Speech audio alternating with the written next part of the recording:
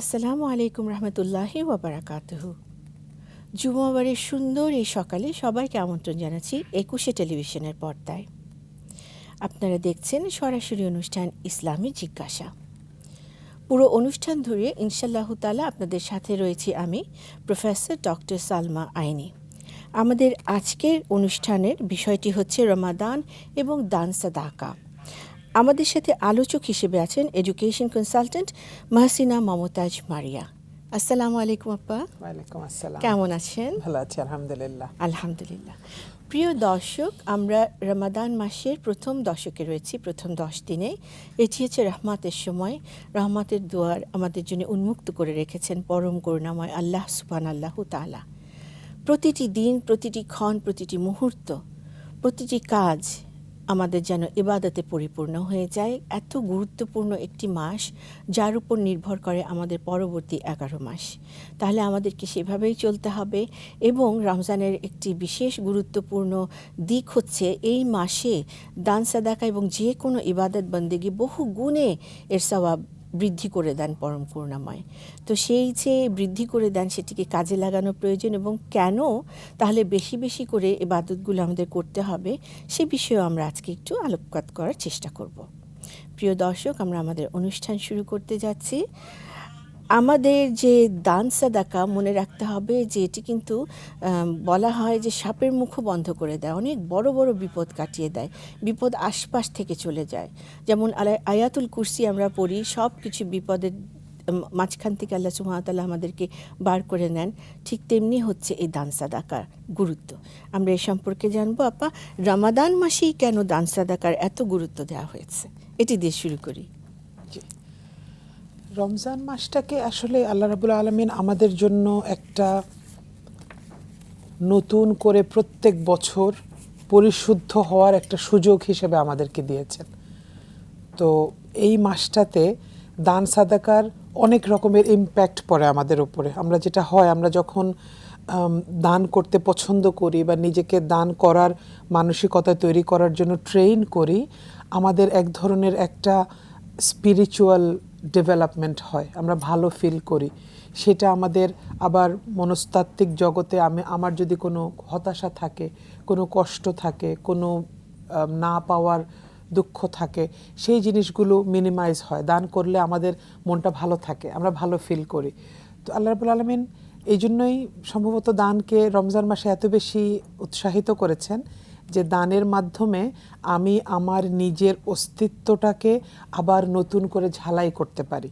এবং দান করলে যেটা হয় যে আমার নিজের ব্যাপারে নিজের একটা আইডেন্টিটি ন্যারেটিভ তৈরি হয়, যে আমি তখন একটু ভালো ফিল করি যে না, আমার মনে হয় অনেক কাজ আছে, আমার মানুষকে দেখে রাখা আমার দায়িত্ব, আমার মানুষের ভালো মন্দ দেখা দায়িত্ব, আমার নিজের খাবার থেকে, নিজের পয়সা থেকে, নিজের সম্পদ থেকে কিছুটুকু করে করে সবসময় সবাইকে দিতে থাকা, এটা মনে হয় আমার কর্তব্য। এই জিনিসগুলো যখন আমরা ভাবা শুরু করি, তখন যেটা হয় আমাদের ভেতরের একটা তাজকিয়া হয়, একটা পরিশুদ্ধিতা হয়। এবং আমরা তখন আমাদের জীবনের যত না পাওয়ার কষ্ট আছে, যত ফ্রাস্ট্রেশন, ডিপ্রেশন আছে, সেগুলো থেকে একটু মুক্তি পাই। এবং এই জন্য আমার মনে হয় যে রমজানে আল্লাহ চান যে আমরা এই জায়গাটা থেকেও নিজেকে একটু পরিশুদ্ধ করতে পারি, যেন এই জন্য এত বেশি করে সাদাকা করার ব্যাপারে উৎসাহিত করা হয়েছে। আর এখানে আসলে দান সাদাকা যেটি বলেছি যে বিপদ মুক্তির, আপনি তো হতাশা, মানসিক অবস্থার কথা বলেন। অনেক সময় আমাদের অনেক শারীরিক কষ্ট থেকে শুরু করে আশেপাশে নানা রকম বিপদ আপদ আমাদের লেগেই থাকে। তো যখনই বলা হয় যে দান সাদাকার মাধ্যমে এই বিপদগুলো আল্লাহ সুবহানাহু ওয়া তাআলা কাটিয়ে দিবেন, এবং তাতে করে দান সাদাকাতে তো এটিও একটি বিষয় যে যাদের যিনি অভাবগ্রস্ত, যার কোনো কিছুর ঘাটতি রয়েছে দুনিয়াভি, তাকে দান করলে, তাকে যদি আমরা সেইভাবে আমাদের পরিবারের অন্তর্ভুক্ত করে ফেলি, তাহলে তারও দুঃখ লাঘব হয় এবং সেটি আল্লাহ তাআলার কাছে অত্যন্ত পছন্দনীয় একটি কাজ। আর আমরা জানি যে উম্মাহাতুল মুমিনিনরা, ওনারা তো মানে ঘরে কিছু এলেই দান করে দিতেন, নিজেদের জন্যও রাখতেন না। কেউ কেউ আছে যে কিছুটা জমাতেন, তারপর একবারে দিতেন, আবার কেউ আছেন যে সবসময় দিতেই থাকতেন কিছু আসা মাত্র। তাহলে এই যে দান সাদাকার গুরুত্ব, এর মধ্যে আরেকটি কথা তাহলে আমাদের চলেই আসে, সেটি হচ্ছে যে দানের স্বভাব গড়ে তুলতে আমাদের কি ধরনের কাজ করা প্রয়োজন? দান করতে কিন্তু উৎসাহিত করা হচ্ছে, কিন্তু দান করতে অনেক সময় আমরা বেঁধেও যাই যে আচ্ছা পরে করব, আচ্ছা ঠিক আছে। তো কিভাবে আসলে এই উৎসাহ তৈরি করা যেতে পারে? এটার আমার মনে হয় আপা সবচাইতে উৎকৃষ্ট উদাহরণ হচ্ছে কোরআন হাদিসে আমরা যেই এক্সাম্পলগুলো পাই, যেটা আপনি একটু আগে বললেন।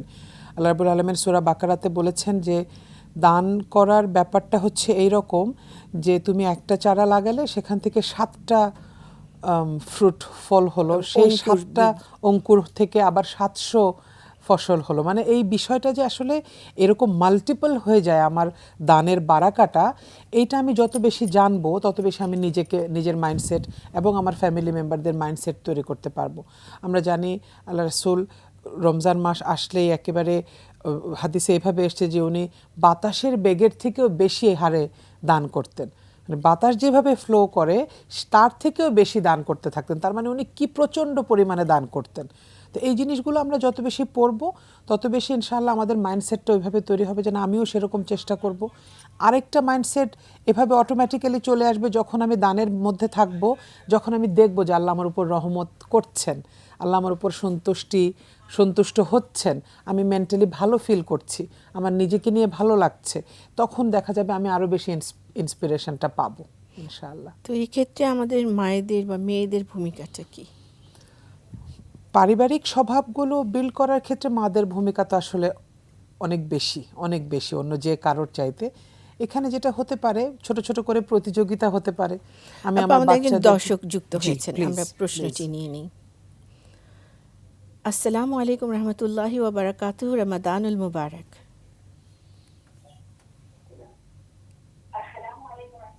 হ্যালো, আসসালামু আলাইকুম। ওয়ালাইকুম আসসালাম। জি ভাই। হ্যালো, আসসালামু আলাইকুম। ওয়ালাইকুম আসসালাম, শুনতে পাচ্ছি। রমাদানুল মুবারক। আচ্ছা, আমার কথা শোনা যাচ্ছে? আমরা আপনার কথা শুনতে আচ্ছা আপা, পাচ্ছি। আমি বলছিলাম, আমি ঢাকা মিরপুর থেকে বলছি। জি। আচ্ছা, আমি বলছিলাম অনেকে আছে নামাজ রোজা মোটেও করে না, কিন্তু হাফেজ সাহেবদেরকে রমজান মাসে মোটা অঙ্কের হাদিয়া দেয়, দান সাদকা করে, আর হাফেজ সাহেবরা খুশিতে জান্নাতের টিকিট বিক্রি করে দেয়। অনেকে বলে জান্নাতের টিকিট তো বিক্রি করতে পারে না, কিন্তু এমন এমন দোয়া করে, সেই দোয়া শুনলে মনে হয় জান্নাতের টিকিটের চেয়েও মূল্য বেশি সেই দোয়া। একবার দোয়া শুনলে মনে হয় আমি তো বিনা হিসেবে জান্নাতে যাবই। এগুলো বন্ধ করা উচিত কিনা? আমরা আপনার প্রশ্নটি বুঝেছি যে এমনটি আমাদের সমাজে দেখা যায়।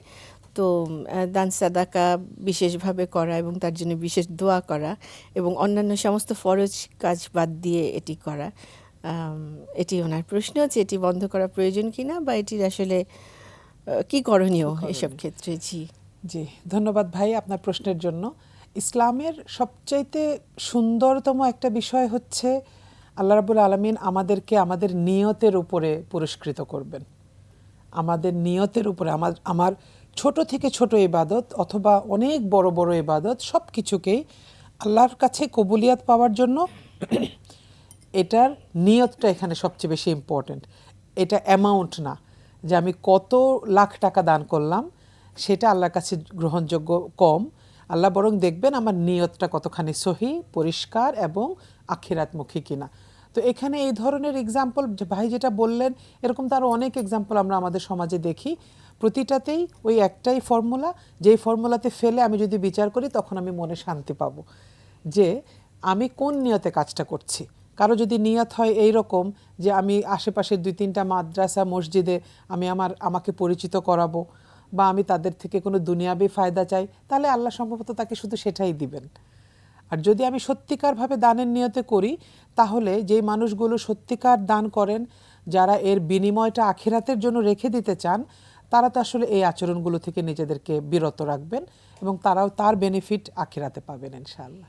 ইনশাআল্লাহ তাআলা। আর এর সাথে একটু যুক্ত করি, সেটি জি আপা। হচ্ছে যে নিজের ফরজ তো নিজেকে আদায় করতেই হবে। করতেই হবে, ফরজের কোনো করতেই, আদায়ের বিকল্প নাই, বিকল্প নাই। বিকল্প নাই। এটা আরেকজন করে দিতে পারবে না। অসম্ভব, কাজেই অসম্ভব। আমাদের যে ফরজ কাজগুলো রয়েছে সেগুলোকে অবশ্যই সময় মতো সুনির্দিষ্টভাবে সুনির্ধারিত সময়ের মধ্যে করতে হবে। এবং আদব কায়দার সাথে নিয়ম মেনে, কারণ প্রতিটা ফরজের আবার নিয়ম দিয়ে দেওয়া আছে, সেইগুলো সব কিছু যেমন নামাজের একটা নিয়ম আছে সেগুলো মেনে নিয়ে তার আলাদা ফরজ রয়েছে।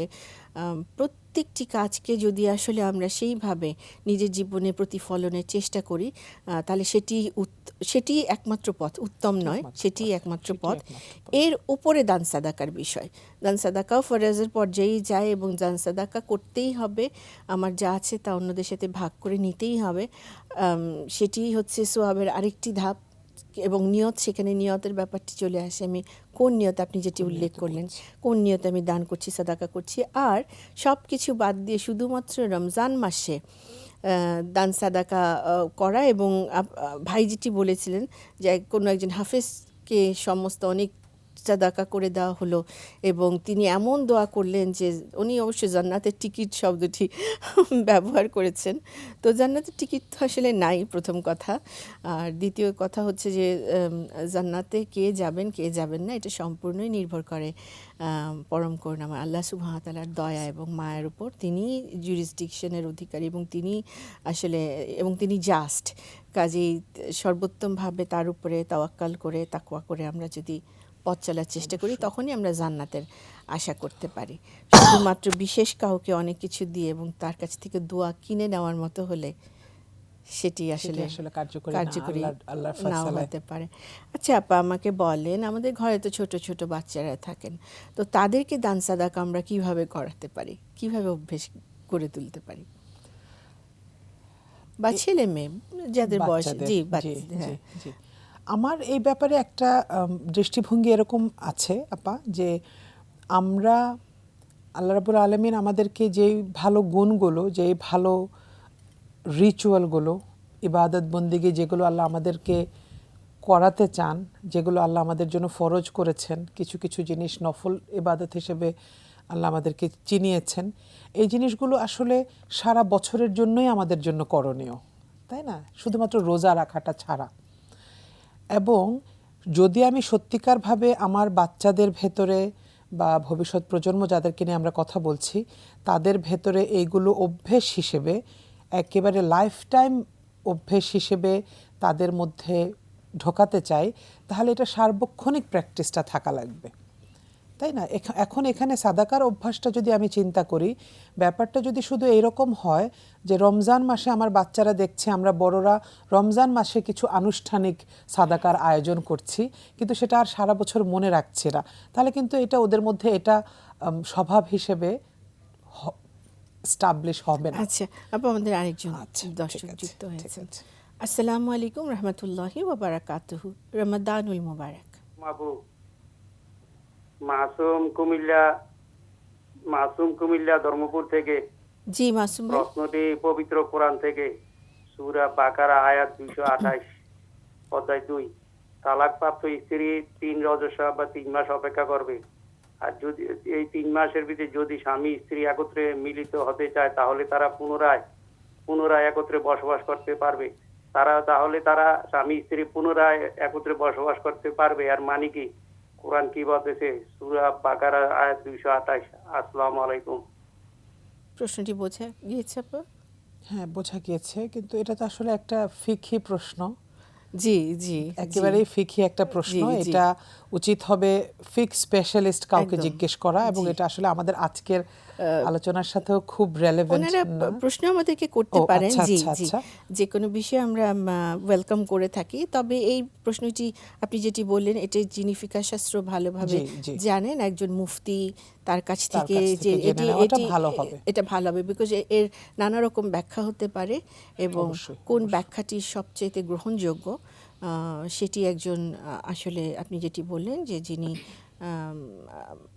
যিনি আছেন এই ধরনের ব্যাখ্যা দেবার জন্য, তার কাছ থেকে জেনে নেওয়াটাই ভালো হবে ভাই। জি, প্রশ্নটি আপনার অত্যন্ত গুরুত্বপূর্ণ একটি প্রশ্ন, প্রশ্নের জন্য ধন্যবাদ। জি আপা, আমরা ছিলাম যে আমাদের বাসার অন্যান্যদেরকে, বিশেষ করে সন্তানদেরকে, জি কি করে আমরা, এখন যেটা আমি বলছিলাম, আমার কাছে মনে হয় যে একটা বাচ্চা যখন দেখবে তার পরিবারে 12 মাস জুড়ে কখনো খাবার দিয়ে অন্যকে সাহায্য করা হচ্ছে, কখনো পয়সা দিয়ে সাহায্য করা হচ্ছে, কখনো কাপড় চোপড় দিয়ে সাহায্য করা হচ্ছে, নতুন শিক্ষা বছর আসলে কাগজ কলম পেন্সিল এগুলো দিয়ে সাদাকা করা হচ্ছে, তখন যেটা হবে ওই বাচ্চাটার মধ্যে সার্বক্ষণিক সাদাকার একটা স্বভাব তৈরি হবে। এবং এরপরে আরও যদি এনহ্যান্স করতে চাই আমরা এই অভ্যেসটাকে, আমরা যেটা করতে পারি, ফ্যামিলিতে একটা সুন্দর সুস্থ একটা প্রতিযোগিতা করতে পারি। আমার দুই বাচ্চার দুইটা সাদাকা বক্স থাকলো, আমার হাজব্যান্ডের থাকলো, মা হিসেবে আমার একজন থাকলো, পরিবারের যদি আরও কারো সদস্য থাকেন তাদেরও থাকলো, কে কত টাকা সাদাকা করতে পারছি, কে কত টাকা জমাতে পারছি সাদাকার জন্য, একটা কম্পিটিশন হবে। আমাদের মনে আছে আমরা ছোটবেলায় একেবারে প্লেট থেকেই সবাই প্লেটে ইফতারি নেওয়ার পরেও ওখান থেকে একটু একটু করে তুলে আরেকজনের জন্য রেখে দিতাম। আমাদের চাল থেকে আমাদের মাদেরকে দেখেছি, দাদিদেরকে দেখেছি, ফ্যামিলিতে যখন ভাত রান্না করার জন্য চাল নেওয়া হতো সেখান থেকে এক মুঠ করে তুলে রেখে দিতেন, এটাকে মুষ্টি চাল বলতাম আমরা। তো এই যে এইভাবে আমাদের একেবারে এভরিডে লাইফে আমার বাচ্চা যখন দেখবে যে যে কোনো অবস্থায়, যে কোনো মূল্যে, যে কোনো পরিমাণে সাদাকা হচ্ছে আমার পরিবার থেকে, তখন ইনশাল্লাহ আশা করা যায় সেও তার জীবনের জন্য এটাকে একটা টার্গেট হিসেবে নেবে। আরেকজন দর্শক যুক্ত হয়েছেন। জি, আসসালামু আলাইকুম রহমতুল্লাহি ওয়া বারাকাতুহু, রমাদানুল মুবারক। হ্যাঁ, বলবো এখন? ওয়ালাইকুম আসসালাম। আসসালামু আলাইকুম। ওয়ালাইকুম আসসালাম রহমতুল্লাহি ওয়া জি, বারাকাতুহু। আমার প্রশ্ন হচ্ছে যে তাওহীদ কত প্রকার ও কি কি, এবং মহানবী হযরত মুহাম্মদ সাল্লাল্লাহু আলাইহি সাল্লামকে রাহমাতুল লিল আলামিন বলা হয়েছে কোন সূরার কত নম্বর আয়াতে? প্রথম প্রশ্নটি আরেকবার বলুন।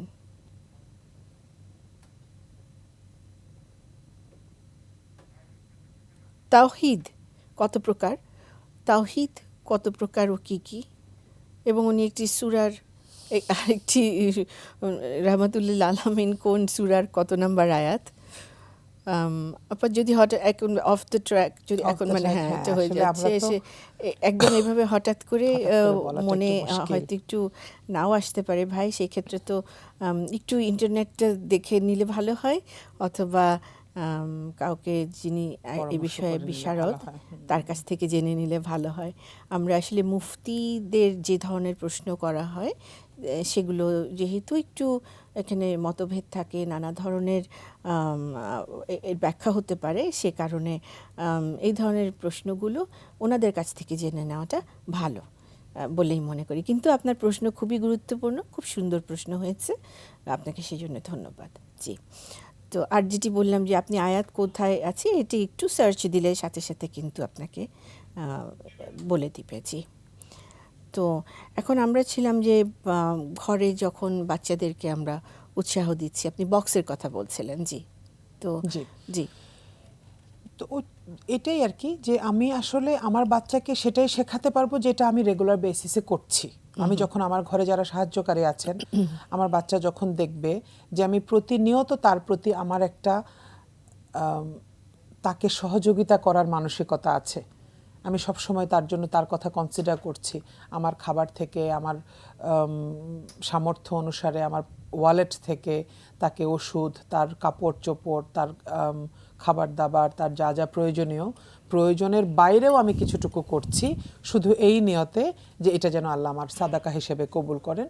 এই স্বভাবগুলো দেখেই আসলে বাচ্চারা শেখে না, একদম প্রতিনিয়ত অভ্যেসগুলো থেকে তাদেরও অভ্যেসগুলো তৈরি হয়। জি, এবং সেই ক্ষেত্রে আপনি যেটি বললেন খুবই কার্যকর একটি ব্যবস্থা বলেই মনে করি, সেটি হচ্ছে যে সাদাকার জন্য বক্স তৈরি করা, কালার্ড একটি বক্স তৈরি করে দেওয়া যেতে পারে, বা তাদেরকে বলা যেতে পারে যে তুমি নিজে একটি বক্স বানাও, যে ফেলে দেওয়া কার্ডবোর্ড, ফেলে দেওয়া অনেক বক্স আছে বেশ শক্ত থাকে, সেটা আমরা ফেলে দিই, তো সেগুলো দিয়ে তারা একটি বক্স তৈরি করে নিতে পারে।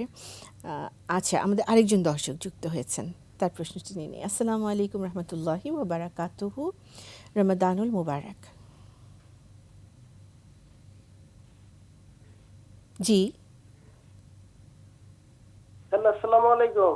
ওয়ালাইকুম আসসালাম। জি, আপা আমি বলতে চাচ্ছিলাম এই যে হারাম ইনকাম, অর্থাৎ মনে করেন কষ্ট ছাড়া যে ইনকামটা আমরা করি, সেই ইনকামটা মনে করেন যে হয়তো লটারির টাকা বা অন্য কারো টাকা আমি নিয়ে আসে, এই টাকা যদি সাদগা করি তাহলে বা দান খিলাত করি, তাহলে এটা কি আপনার পুণ্য হবে?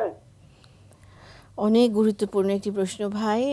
যদি হারাম টাকা হয়, হালাল না হয়, সেটি দিয়ে দান সাদাকা করলে সেটিতে পুণ্য হবে কিনা, সেটিতে ভালো হবে কিনা, সোয়াব হবে কিনা? জি, এটাও অলমোস্ট একটা ফিকহি প্রশ্নই আসলে, না যে হারাম যে ইনকামটার কথা আমি বলছি সেটা আসলে কতখানি হারাম, কি ধরনের হারাম, এটা একটা বিষয় আছে এখানে। একেবারে জেনারেলি আমরা যেটা বলতে পারি, আমরা সাধারণ মানুষ হিসেবে, সাধারণ মুসলমান হিসেবে, যে আসলে এখানেও একটা বড় প্রশ্ন হচ্ছে নিয়তের প্রশ্ন।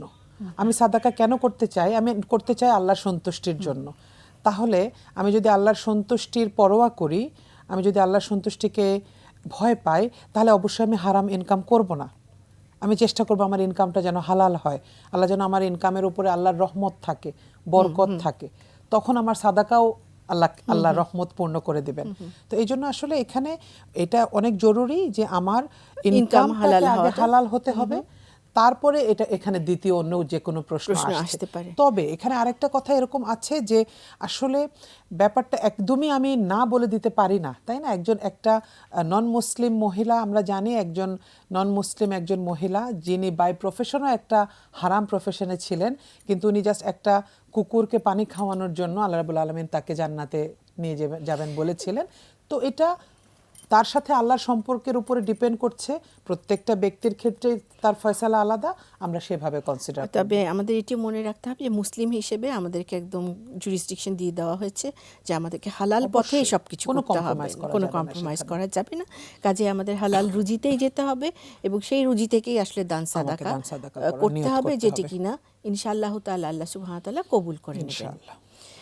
তো প্রিয় দর্শক, আসলে কথা যখন আমরা বলি, আলোচনায় অংশ নিই, তখন সময় একটু দ্রুতই চলে যায় মনে হয়। সময় হয়ে এসেছে ছোট্ট একটি বিরতি নেবার। আপনারা আর কোনো চ্যানেলে যাবেন না, আমাদের সাথেই থাকুন। আসসালামু আলাইকুম।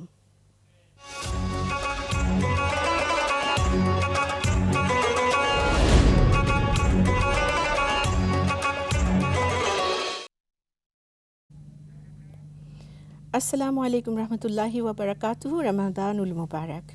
ফিরে এলাম 21 টেলিভিশনের পর্দায়। আপনারা দেখছেন ইসলামী জিজ্ঞাসা, সাথে রয়েছি আমি সালমা আইনি। আমাদের আজকের অনুষ্ঠানের বিষয় হচ্ছে রমাদান এবং দান সাদাকা। আমরা দান সাদাকার উপরে কিছু কথা বলছি। আমরা বিরতিতে যাবার আগে বলছিলাম যে বাচ্চাদেরকে নিয়ে তাদের কি করে অভ্যেস তৈরি করা যায় দান সাদাকার ক্ষেত্রে।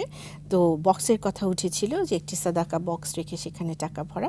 আরেকটি কথা প্রসঙ্গত মনে পড়লো, সেটি হচ্ছে যে যারা তরুণ বা আমাদের চাইতে যারা আমাদের কাছ থেকে স্নেহধন্য, তাদেরকে আমরা বলতে পারি যে তারা আল্লাহ সন্তুষ্টির জন্য যদি কোনো কাজ করেন বা নিজের কাজটি নিজে করেন, প্রতিটি নিয়ত যদি আল্লাহ তাআলাকে সন্তুষ্ট করার জন্য হয়, তাহলে তাদেরকে কিছু পুরস্কার দেওয়া হবে। তো সেটি অনুসারে মনিটরি পুরস্কার দেওয়া যেতে পারে, যেটি আমার জীবন থেকে আমি মনে করতে পারছি, এই জন্যই কথাটি প্রসঙ্গ তুললাম। সেটি হচ্ছে ছোটোবেলা থেকে আমার আম্মু আব্বু, বিশেষ করে আম্মু, উনি যেটি করতেন সেটি হচ্ছেন উনি বক্স রেখে দিতেন। আপনার যে বক্সের কনসেপ্টটা আমরা পেলাম, বক্স রেখে দিতেন এবং একটি ভালো কাজ করলে উনি কিছু মনিটরি সুবিধা দিতেন এবং বলে দিতেন এখান থেকে কিছু টাকা তুমি তোমার জন্য রাখো আর কিছু টাকা অন্যদেরকে দিয়ে দেওয়ার জন্য রাখো। এই যে একটি দানের ব্যাপার, এটি যদি আমরা প্রতিদিন প্রতিটি কাজের জন্য তাদের সামান্য কিছু অর্থ দিয়ে দিলাম, তখন এই যে দানের জন্য রাখবে এবং তারপরে বলা যে প্রতিদিন এই টাকাটা যার প্রয়োজন তাকে দিয়ে দাও। তাহলে যেটি ছিল যে আমরা প্রতিদিন তাদেরকে একটি অভ্যাসের ভিতরে ঢুকিয়ে দিতে পারি, এটি কিন্তু সেদিক থেকে আমার মনে হয় খুবই গুরুত্বপূর্ণ। আমাদের বাচ্চাদের মধ্যে আপা আমরা কিন্তু এই অভ্যেসগুলো দেখি, ওরা আমাদের পরিবার থেকে এগুলো পায় যে ওরা প্রতিযোগিতা করছে, কে কয়টা ড্রেস কিনেছে সেটা ফ্রেন্ডদের সাথে শেয়ার করছে, কার কত ছেলে বাচ্চারা যখন একটু বড় হয় কার কত সুন্দর গেমস আছে, ডিভাইস আছে, সেগুলো নিয়ে ওদের মধ্যে একটা কম্পিটিশন দেখা যায়। তো এটা আসলে বাচ্চাদের ভেতরে এই নেচারগুলো আছে। আমাদের বড় হিসেবে, পরিবারের অভিভাবক হিসেবে আমাদের যেটা দায়িত্ব সেটা হচ্ছে ওদের এই প্রতিযোগিতার মানসিকতাটাকে ঘুরিয়ে আল্লাহ সন্তুষ্টির পথটা ওদেরকে চিনিয়ে দেওয়া, চ্যানেলাইজ করে দেওয়া, যে তুমি কোনটা করলে দুনিয়াতে পাবে আর আসলে কোনটা করলে আমি আখিরাতে তো পাবই, আবার দুনিয়াতেও আমি বারাকা পাবো। তুমি হয়তো আজকে 10 টাকার দান করছো, কিন্তু আল্লাহ যদি কবুল করেন, আল্লাহ সূরা বাকারাতে বলেছেন যে 700 গুণ বাড়িয়ে দিবেন আল্লাহ। তাহলে এমনও হতে পারে তোমার আজকের 10 টাকাটা 700 গুণ বেনিফিট তোমার কাছে আসবে। এইভাবে যদি ওদেরকে গ্রিডি করে দেয়া যায় যে আরো বেশি দান করব, আরো বেশি দান করব, ইনশাআল্লাহ ওরা এটা শিখবে। জি, আচ্ছা, একজন দর্শক যুক্ত হয়েছে। আসসালামু আলাইকুম রহমতুল্লাহি ওয়া বারাকাতুহু। রমাদানুল মুবারক।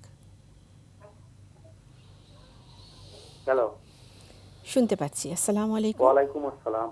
আসসালামু আলাইকুম। ওয়ালাইকুম আসসালাম।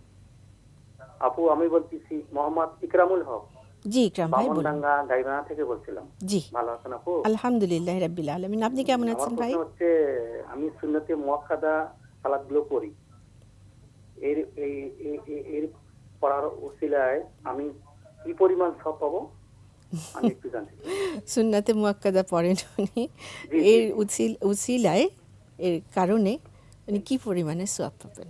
খুব সুন্দর ইমোশনাল একটা প্রশ্ন না? জি জি আসলে আমি কি পরিমাণ আল্লাহর কাছ থেকে পাবো সেটা আল্লাহই সবচেয়ে ভালো জানেন। আমি নিয়ত ওরকম করেই করব, আর আমিও চাইবার সময় আল্লাহর কাছে খুব সুন্দর করে আবেগ নিয়েই চাইবো।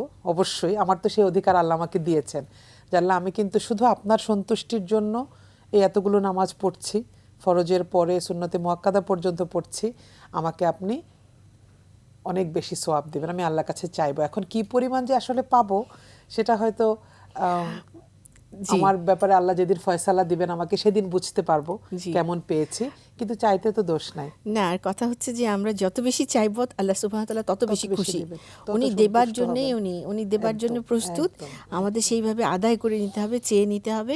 আর বলা যায় যে আমরা অগণিত পাবো। আসলে এখানে বেশুমার, কারণ আল্লাহ সুবহানাহু ওয়া তাআলার ভান্ডার তো ছোট না বা কোনো লিমিটেড কমতি নাই, না, কোনো কোনো shortage নাই। এবং ওনাকে কেউ জিজ্ঞাসাও করবে না। উনি যে কোনো কিছু দিবেন আমাদেরকে, সেটার যে আবার অপর কেউ তাকে কোয়েশ্চেন করবে যে এত কেন দেয়া হলো, সেটি নাই। কাজী ভাই, আপনি নিশ্চয়ই খুব সুন্দর করে এই নামাজ আদায় করবেন। আমাদের সবারই সেটি করা প্রয়োজন।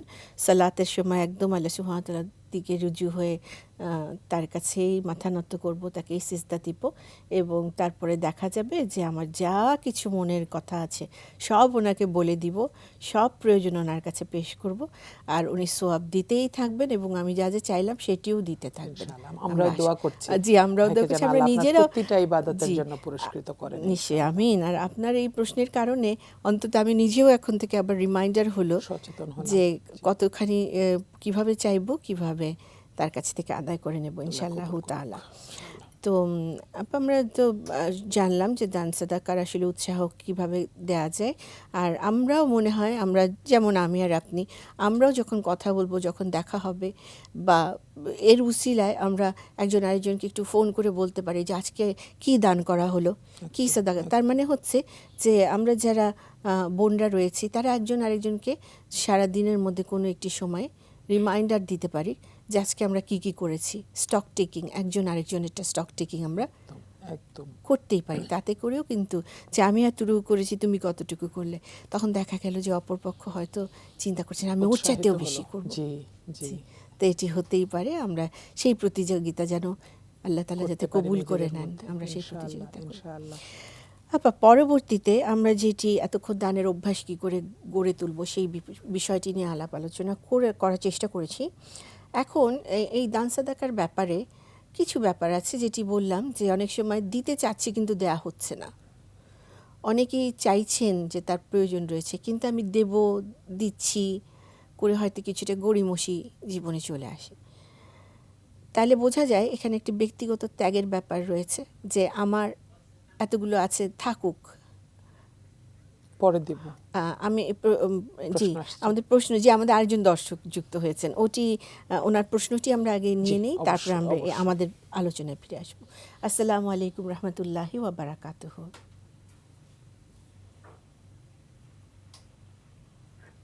ওয়ালাইকুম আসসালাম।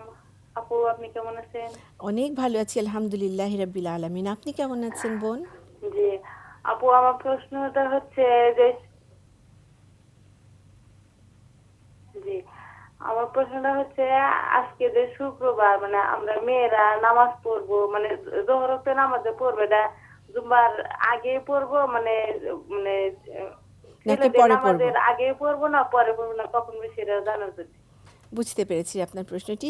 উত্তরে যাবার আগে বলে দিচ্ছি বোন, শুক্রবারে কিন্তু আমাদের সূরা কাহাফ পড়ার কথা রয়েছে। তো সব দর্শকের উদ্দেশ্যেই বলছি, সূরা কাহাফ শুক্রবারের জন্য একটি খুবই গুরুত্বপূর্ণ সূরা। একটু সময় বের করে আমরা যেন সূরাটি তেলাওয়াত করে নিই, অর্থসহ। যারা আমরা অর্থ বুঝি না আরবিতে, তারা অর্থসহ ইনশাআল্লাহু তাআলা পড়ে নেব। আপা ওনার প্রশ্নটি। সুন্দর একটা প্রশ্ন। আমরা মেয়েরা যারা ঘরে নামাজ পড়ছি, আমরা আমাদের ইউজুয়াল টাইমে আসলে পড়তে ওয়াক্ত হবে। হয়ে গেলেই। আমাদের ওয়াক্ত হয়ে গেলে আমরা আমাদের জোহর নামাজ পড়বো। আর আমি যদি মসজিদে যাচ্ছি জোহর জুমা পড়তে, তাহলে তো ওদের সাথেই পড়তে হবে, ওনাদের সাথে ওই নিয়মে। মসজিদের নিয়মে পড়তে হবে। সহজ উত্তর। সহজ উত্তর। জি, ওখানে মসজিদের নিয়মে 4-2-4, জি। আর বাসায় পড়লে আমাকে 4-4-2 এইভাবে করে জোহরের নিয়মে পড়ে নিতে হবে। হ্যাঁ, তার মানে আপু ক্লিয়ার হয়েছে তো ব্যাপারটি? সেটি হচ্ছে যে যদি আমরা ঘরে পড়ি তাহলে আমরা ওয়াক্ত হওয়া মাত্রই নামাজ আদায় করে ফেলতে পারবো, কোনো অসুবিধা নেই। আরেকজন দর্শক যুক্ত হয়েছে, আমরা তার প্রশ্নটি নিয়ে নিচ্ছি। আসসালামু আলাইকুম ওয়া রাহমাতুল্লাহি ওয়া বারাকাতুহু। আমি মামুন রাজা বলছি নওগাঁ থেকে। দুইটি প্রশ্ন। এক নম্বর হলো যে দান সাদাকা করলে দুনিয়া এবং আখিরাতে কি কি ফজিলত পাওয়া যাবে, আর দান সাদাকা, নকল দান সাদাকা না করলে কি কি অপকার হবে? আচ্ছা, দান সাদাকার উপকারিতা এবং না করলে কি অপকারিতা, বিষয়টি আসলে তেমন। জি আপা। উপকারিতা তো আসলে শেষ নেই দান সাদাকার। দান সাদাকা আল্লাহ আমাদের সম্পদকে পরিশুদ্ধ করেন। আমি যখন আমার উপরে ফরজ যেই সাদাকাগুলো রয়েছে, জাকাত রয়েছে, এই এই এই জিনিসগুলো যদি আমি এটার হকদার হয়ে যাই, তখন যদি আমি এটা না করি, আমার যতটুকু জাকাত দেওয়ার দরকার সেটা না দেই, তার মানে হচ্ছে আমার সম্পদটা অপবিত্র হয়ে গেল, এখানে মানুষের হকগুলো থেকে গেল এবং মানুষের দীর্ঘ নিঃশ্বাস ঢুকে গেল আমার সম্পদে, এবং আমি আমার সম্পদের বারাকা থেকে বঞ্চিত হওয়া শুরু করব। স্বাভাবিকভাবেই এই একটা অপকারী ভয়ঙ্কর অপকার, যেটা আমরা হারে হারে হয়তো টের পাবো, হয়তো বুঝবো না, কিন্তু আমি আস্তে আস্তে আমার সম্পদ থেকে বারাকা হারিয়ে ফেলবো। ওই সম্পদের মাধ্যমে যে ঘর সংসার করছি, ছেলে মেয়েকে পড়ালেখা করাচ্ছি, নিজের স্বাস্থ্যের জন্য ব্যয় করছি, আল্লাহ মাফ করুক আমাদেরকে, সব কিছু থেকে আমি বারাকা থেকে বঞ্চিত হব। আর করলে সেই বারাকাটা একদম দুনিয়া আখিরাত বিস্তৃত বারাকা আমি পাবো। আমার অল্প সম্পদেও দেখা যাবে আল্লাহ অনেক বেশি বরকত দিচ্ছেন। যদি আমার সম্পদ থেকে আমি নিয়মিতভাবে দান সাদাকা করি, আল্লাহ আমাকে প্রশান্তি দিচ্ছেন, আল্লাহ আমার পরিবারে সুকুন দিচ্ছেন। মানুষের হকের ব্যাপারে যত বেশি আমি সতর্ক থাকব, তত বেশি মানুষের ভালোবাসা, সুন্দর একটা সামাজিক সম্পর্ক, সামাজিক সৌহার্দ্য আমি প্রতিষ্ঠা করতে পারবো। এন্ডলেস বারাকা, আসলে এন্ডলেস বারাকা। তাহলে ভাই বোঝা যাচ্ছে যে দান সাদাকা ছাড়া আমাদের কোনো আর উপায় নেই, দান সাদাকা করতেই হবে যদি আমরা জীবনকে নির্মল এবং পবিত্র এবং আরামদায়ক করতে চাই এই পৃথিবীতে। আর পরবর্তী যখন আমরা আল্লাহ সুবহানাহু ওয়া তাআলার কাছে ফিরে যাব, তখন তো আমাদেরকে হিসেব করে অগণিত অগণিত অগণিত আমাদের দান সাদাকা যেটুকু হিসেবের মধ্যে ছিল সেটি বেহিসাবি ভাবে আমাদেরকে আল্লাহ সুবহানাহু ওয়া তাআলা নিশ্চয়ই দান করবেন, তিনি দেবেন। তো এখন আমরা যেটিতে ছিলাম যে দান যে করতে গিয়ে করি না, কাল করব পরশু করব, এরকম যদি ব্যাপারটি হয়, তাহলে এখানে দেখা যাচ্ছে যে একটি ব্যক্তিগত ত্যাগের ব্যাপার রয়েছে। আর হচ্ছে এই যে আমি দান করব কখন, যখন আমি কিছুটা আমার কাছে আসবে, যখন এটি জমবে বলতে বোঝাচ্ছি যে আমার কাছে থাকতে হবে তো দান করার জন্য। তো সেই ক্ষেত্রে আমরা যদি মিতব্যয়ী হই, আমার যতটুকু প্রয়োজন সেটুকুই খরচ করি, বাকিটুকু আমি দানের নিয়তে রেখে দিই, মিতব্যয়িতার একটি ব্যাপার থাকে। আর হচ্ছে সব কিছুর উপরে যিনি কবুলিয়াতের মালিক আল্লাহ সুবহানাহু ওয়া তাআলার উপর ভরসা করা, যে আমার ধন সম্পদ হবে, সেটিকে আমি মিতব্যয়িতার সাথে খরচ করব এবং তারপরে আমি সেই ত্যাগ করতে রাজি আছি। এই ব্যাপারে আপা কিছুটা আলোকপাত করা প্রয়োজন। জি আপা, খুব সুন্দর একটা এরিয়াতে আপনি আলোচনাটা করছেন। আমার মনে হয় দানের ব্যাপারে মিতব্যয়ী হওয়া অথবা ত্যাগের যে মানসিকতাটা, এটার জন্যেও নিজেকে তৈরি করার একটা ব্যাপার আছে। ব্যাপারটা এরকম একদমই না যে আমি জন্মগতভাবেই খুব বেশি দানশীল হয়ে জন্মাবো। হয়তো কেউ হয়তো হন, কিন্তু আসলে আমাদেরকে আল্লাহ রাব্বুল আলামিন যেরকম দিনের 5 বেলায় আলাদা আলাদা করে 5টা নামাজের কথা বলেছেন, আল্লাহ কিন্তু চাইলে এটা বলতে পারতেন যে দিনের শুরুতেই তোমরা বড় করে একটা নামাজ পড়ে ফেলো, আর লাগবে না। তাই না? আল্লাহ এই যে বারবার আল্লাহ প্রতিদিন কোরআন তেলাওয়াত করতে বলেছেন, প্রতিদিন বেশ কিছু অভ্যেস প্র্যাকটিস করতে বলেছেন। এটা এই জন্য যে আমরা আসলে নিজেদেরকে একটা চর্চার ভিতরে রেখে নিজেদেরকে কিছু কিছু ভালো অভ্যেস শিখাতে হয়। হ্যাঁ, তো এখানে ত্যাগের যে কথাটা আছে, আমরা জানি যে আবু বকর রাদিয়াল্লাহু আনহু একবার উনি যুদ্ধের জন্য আল্লাহ রাসূল বললেন তোমরা সাদাকা করো, তোমরা তোমাদের যার যার সামর্থ্য অনুসারে করো। উনি ওনার ঘরে যা ছিল সব কিছু নিয়ে এনে রাসূলের হাতে দিয়েছেন এবং রাসূল বললেন যে তুমি কি রেখে এসছো ঘরে? উনি বললেন আমি আল্লাহকে এবং তার রাসূলকে রেখে আসছি। হ্যাঁ, এই যে মানসিকতাটা যে আমার যে অনেক কিছু থাকতে হবে দান করতে, তা কিন্তু না। আমি যখন সত্যিকারভাবে কোরআন হাদিস চর্চা করে নিজেকে এই ব্যাপারে কনভিন্স করে ফেলবো যে আমাকে দিবেন আল্লাহ আর আমি দিব মানুষকে, এই অভ্যেসটা যখন আমার হয়ে যাবে তখন দেখা যাবে যে আমার যদি কার্যত হাতে কিছু নাও থাকে, তার মধ্য থেকেও যখন আমি দান করতে শুরু করব, এটার বারাকাটা আমি টের পাবো। এই মানসিকতাটাই ত্যাগ আর কি, না? যে আমার আমার যে কয়টা কাপড় আছে, আমার কাছে মনে হচ্ছে আমার খুবই কম জামা কাপড় আছে, চলছেই না এই কয়টা দিয়ে। এখন আমার যদি বেশি দরকার হয়, আমি যদি আসলে বুদ্ধিমান হই, তাহলে আমার বরং ওটা করা উচিত যেটাতে আল্লাহ বারাকা দিবেন। আমি হয়তো এখান থেকেই 2টা দিয়ে দিলাম কাউকে, দেখা যাবে আল্লাহ হয়তো অন্য কোনো দিক থেকে আমাকে মিলিয়ে দিয়েছেন, অথবা দুনিয়াতে না পেলেও আখিরাত তো আমার জন্য আছে ইনশাআল্লাহ। এটা খুব বেশি চর্চা করা উচিত, এটা চর্চার বিষয় আসলে। আর মিতব্যয়ী হওয়ার কথাটা যেটা বলেন, এটা অনেক বেশি গুরুত্বপূর্ণ। যে মানুষ হিসেবে আমরা আসলে এখন পুঁজিবাদী সমাজ ব্যবস্থার এমন একটা পর্যায়ে আছি যে আমাকে বারবার এটাই শেখানো হচ্ছে, কানের কাছে চোখের সামনে সারাক্ষণ এটাই বলা হচ্ছে, আমি যত বেশি কনজিউম করব আমি তত বেশি হ্যাপি। অথচ ইসলামের কনসেপ্টটা এটার পুরোপুরি বিপরীত। ইসলাম আমাকে শেখাচ্ছে আমি যত বেশি দিব আমি তত বেশি হ্যাপি হতে পারবো, সুখী হতে পারবো। তো এটা আসলে একটা রিয়েল দ্বন্দ্ব আমার জীবন নিয়ে। সেই জন্যই মুসলিম হিসেবে আমাদের উচিত অনেক বেশি কোরআন হাদিসের সাথে সম্পর্ক রাখা, যেখানে আল্লাহ খুব সুন্দর করে সূরা ইমরানে বলেছেন তোমরা সৎকর্মশীল হতে পারবে না ততক্ষণ পর্যন্ত যতক্ষণ পর্যন্ত তুমি তোমার পছন্দের জিনিসটা আরেকজনের জন্য স্যাক্রিফাইস করতে পারবে না। হ্যাঁ, তো এটা যখন আমি পড়বো, যত বেশি পড়বো, তখন কিন্তু পুঁজিবাদী সমাজ ব্যবস্থা আমাকে তত বেশি কনভিন্স করতে পারবে না।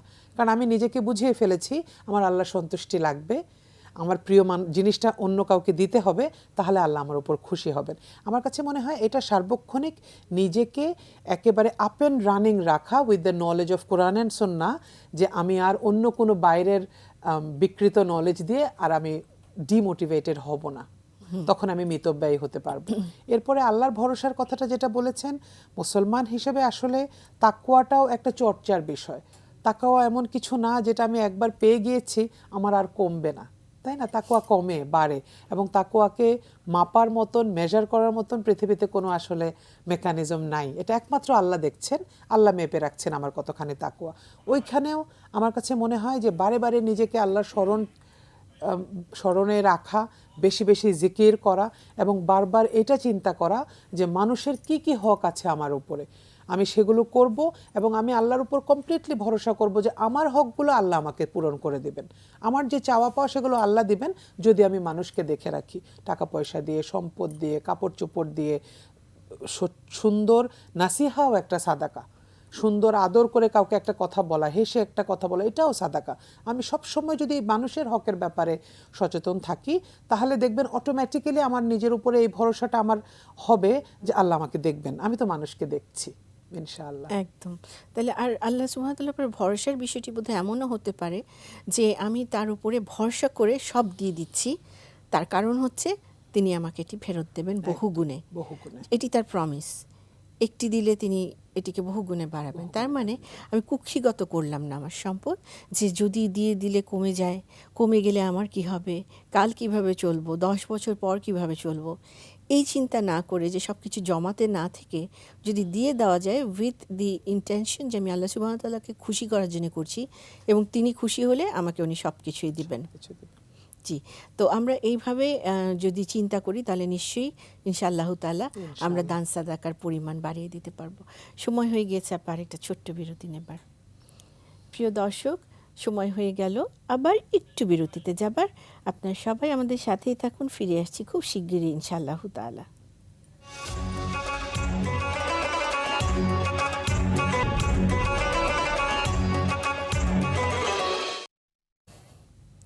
আসসালামু আলাইকুম রহমতুল্লাহি ওয়া বারাকাতুহু। রমাদানুল মুবারক সবাইকে। ফিরে এসেছি আমরা ছোট্ট একটি বিরতি নিয়ে। আপনারা দেখছেন 21 টেলিভিশন, আর অনুষ্ঠানটি হচ্ছে ইসলামী জিজ্ঞাসা। সাথে রয়েছি আমি সালমা আইনি। রমজান মাস চলছে, আমাদের অত্যন্ত আনন্দের মাস আমাদের জন্য, মুসলিমের জন্য।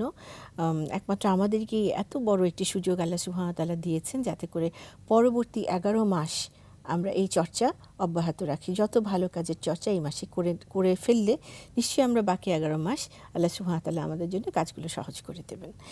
আচ্ছা, আমরা আজকে যেই আলোচনা করছি সেটি হচ্ছে দান সাদাকা এবং রমজান মাস। তো দানের ক্ষেত্রে নিশ্চয়ই কিছু ঐতিহাসিক দলিল বা ইতিহাস থেকেও তো আমরা জানতে পারি যে সাহাবায়ে কেরামরা ওনার সময়, নবী সাল্লাল্লাহু আলাইহি ওয়াসাল্লামের সময় বা পরবর্তীতে যারা আল্লাহ তাআলার ওয়ালি, তো এনারা নিশ্চয়ই দান সাদাকার উপরেই থাকতেন। তা ঐতিহাসিকভাবে আমরা কাদের কথা দু চারজনের কথা যদি একটু শুনতে পারি। জি, রাসূল সাল্লাল্লাহু আলাইহি সাল্লামের 2টা স্পেশাল হাদিস আমার কাছে খুব বড় রিমাইন্ডার মনে হয় আমাদের জন্য, যে রাসূল কোমর বেঁধে নামতেন রমজানে সব কিছুকে অনেক বেশি করে করার জন্য, বেশি ইবাদত, বেশি সাদাকা। এবং হাদিসে এসেছে যে রাসূল সাল্লাল্লাহু আলাইহি সাল্লাম ঝড়ের বেগে দান সাদাকা করতেন। তার মানে এইটা একজন নেতা হিসেবে তিনি কি পরিমাণ ইন্সপায়ার করতেন তার পরিবারের সদস্যদেরকে, তার সাহাবায়ে কেরামকে দান সাদাকা করতে, এটা আমরা বুঝতেই পারি। এবং এর কোনো অংশে কম উদাহরণ তার সাহাবারা রেখে যাননি আমাদের জন্য। আমরা জানি রাসূল সাল্লাল্লাহু আলাইহি সাল্লাম যখন একদিন কথা বলছিলেন, কথা প্রসঙ্গে উনি বলেছিলেন, আমার সাথে, আমার ইন্তেকালের পরে আমার সাথে সবার আগে দেখা হবে আমার যেই ওয়াইফের হাত বড়। তো তখন ওনার ওয়াইফরা সবাই ওনারা মনে করছিলেন যে ফিজিক্যাল হাতের লেংথের কথা বলা হচ্ছে এখানে, ওনারা মেপে দেখছিলেন কার হাত বড়। তো তখন উনি যার কথা বলেছিলেন তিনি আসলে ছিলেন জাইনাব বিনতে জাহাশ। আচ্ছা, তো ওনার ইন্তেকালের পরে, রাসূলের ইন্তেকালের কিছুদিন পরেই যখন উনি ইন্তেকাল করলেন, তখন সবাই বুঝলেন যে এই হাত বড় বলতে রাসূল দানের হাতের কথা বুঝিয়েছেন। এবং জাইনাব বিনতে জাহাশ সেটাই করতেন, উনি কিছুই জমাতেন না, কিছুই রাখতেন না, সারাক্ষণ দান করতে থাকতেন। উনি একেবারে ওনার সাওয়ারি নিয়ে বের হয়ে যেতেন আশেপাশে সবাইকে দান করার জন্য। এই যে মানসিকতাগুলো, এই যে অনুপ্রেরণাগুলো, এগুলো আমাদেরকে খুব বেশি ইন্সপায়ার করা উচিত করে। তারপরে আমরা জানি আল্লাহ রাসূল যখনই সাহাবীদের কাছে কিছু চাইতেন তখনই সাহাবীরা ঘরের সমস্ত জিনিস এনে আল্লাহকে দিতেন।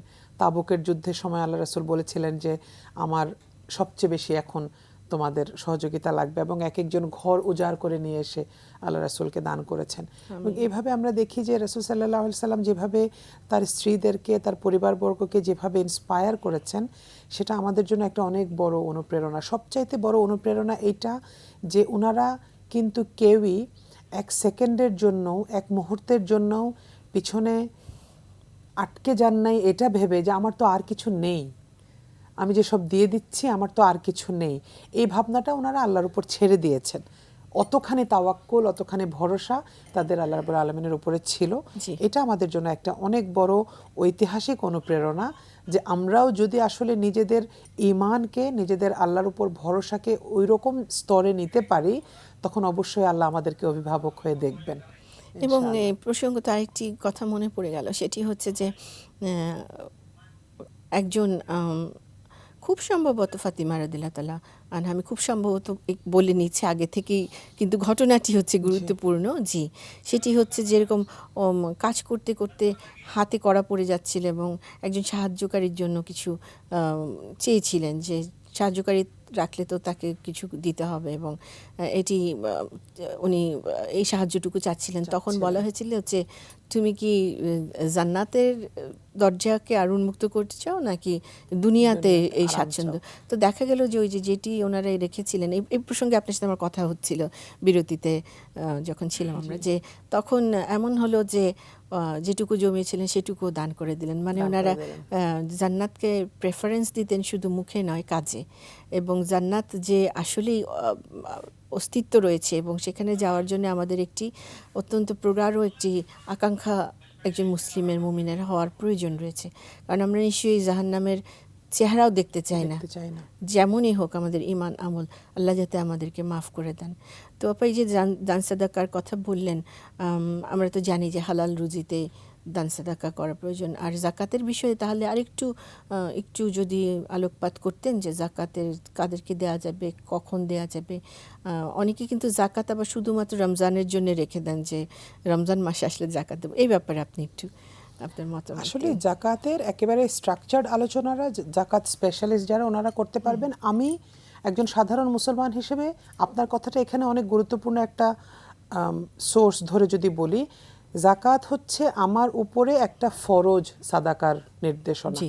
আমি যদি ওই পরিমাণ সম্পদের মালিক হই, জি। সম্পদের অধিকারী নিসাব হই, পরিমাণ, জি। তখন আমাকে জাকাত দিতে হবে। এবং এখানে এটা জরুরি যে আমি আমার হিসাবটা খুব পরিপূর্ণভাবে করছি কিনা, আমার 1 টাকা 2 টাকাও যেন কোনো জায়গায় গন্ডগোল না হয়, একদম খালিস নিয়তে বসে সুন্দরভাবে হিসাব করছি কিনা এটা জরুরি, এবং সেটা ডিস্ট্রিবিউশনটা জরুরি, তাই না? এবং আরেকটা যেটা সবচাইতে ইম্পর্টেন্ট যে মেসেজটা জাকাত আমাদেরকে শেখায়, সেটা হচ্ছে জাকাত কিন্তু কোনো অর্থের পরিমাণ না, জাকাত হচ্ছে একটা ব্যবস্থা, এটা একটা সিস্টেম, যে সিস্টেমটা আমাদের এস্টাবলিশ করা উচিত। আমি কত টাকা জাকাত দিচ্ছি এটার থেকে অনেক বড় ইম্পর্টেন্ট কথা হচ্ছে আমার জাকাতটা কি সিস্টেমে আমি সমাজের কোন স্তরে পৌঁছাচ্ছি, তাই না? জাকাত ব্যবস্থা, জাকাত আল্লাহ কোরআনে বলেছেন প্রতিষ্ঠা করতে, নামাজ প্রতিষ্ঠা করতে। জাকাত ব্যবস্থার মাধ্যমে এমন একটা সিচুয়েশন আনা সম্ভব যেটা রাসূল করিম সাল্লাল্লাহু আলাইহি সাল্লামের সাহাবীরা এটা আমাদেরকে দেখিয়েছেন, যে একটা সময় শুধুমাত্র জাকাত ব্যবস্থাটাকে ঠিকমতো রেগুলেট করে গরিব মানুষ খুঁজে পাওয়া যাবে না, একদম। এরকম সিচুয়েশন আনা সম্ভব। Yes. যে আমি রিকোয়েস্ট করছি যে ভাই প্লিজ আমার জাকাতটা নিয়ে যাও, আমি শান্তি পাচ্ছি না, জি। এটা আমার সম্পদের ময়লা হয়ে আছে, আমি এটা সরাতে পারছি না, কিন্তু কেউ নিতে চাচ্ছে না, সেরকম মানুষ খুঁজে পাওয়া যাচ্ছে না। তার মানে জাকাতের সবচাইতে বড় টার্গেট আসলে আমাদের এটা হওয়া উচিত, সোশ্যাল টার্গেট বলি, রাষ্ট্রীয় টার্গেট বলি, জি। যে আমি এমন একটা ব্যবস্থা এস্টাবলিশ করব যেখানে আসলে সত্যিকারভাবে দারিদ্র্য চলে যাবে। আলহামদুলিল্লাহ রাব্বিল আলামিন, আমরা যাতে সেভাবে কাজ করতে পারি। আপা অনেক ধন্যবাদ স্টুডিওতে আসার জন্য, সুন্দর একটা আলোচনায় অংশ নিয়েছি আমরা দুজনই। অনেক ভালো থাকবেন, দোয়া করবেন। জি।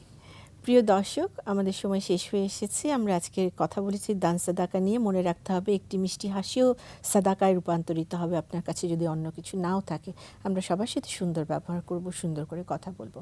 আরেকটি বিষয়, রমজানের জন্য আমরা জাকাত দেবার জন্য ওয়েট করব না, যখন যেখানে প্রয়োজন আমরা জাকাত দিতে থাকবো। আর রমজানে কত পরিমাণে সোয়াব বৃদ্ধি হবে সেটা আল্লাহ সুবহানাহু ওয়া তাআলা নির্ধারণ করবেন। তিনি বলেছেন রমজান বা সিয়াম সাধনা, সিয়াম যিনি রাখছেন, যিনি রোজা রাখছেন, তার প্রতিফল তিনি নিজের হাতে দেবেন। তাহলে বুঝে নিন কত গুরুত্বপূর্ণ। আমরা সবাই চেষ্টা করি রমজানকে কাজে লাগাতে। ইনশাআল্লাহ তাআলা আবারও দেখা হবে। সবাই অনেক অনেক সুন্দর থাকুন। আসসালামু আলাইকুম রহমতুল্লাহি ওয়া বারাকাতুহু।